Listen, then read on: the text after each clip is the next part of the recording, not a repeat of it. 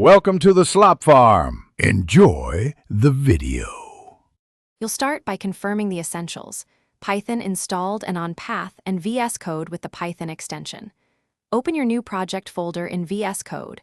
Once done, create a file named main. Py. Make sure the interpreter is set in the status bar. Select the Python 3. XU installed. Then type a simple print, hello, line, and save. This immediate small run proves the toolchain works and keeps momentum as you move to configuring linting and environments.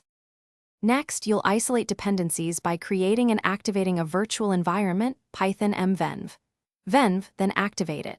Once active, select that interpreter in VS Code so tasks and the debugger use the venv. Install packages with pip and freeze to requirements. txd to track them. Enable a linter and a formatter, black plus pylint or flake 8, because they save time. Then add a simple launch. JSON for debugging. This lets you set breakpoints and step through code, which is how you learn faster. Finally, run and debug your script using the Run button or the integrated terminal.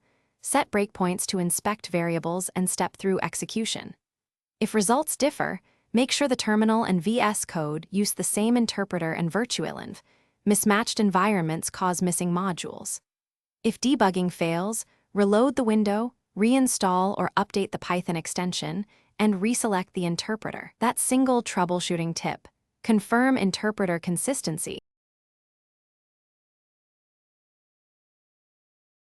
Thanks for watching. Consider subscribing if we helped you today.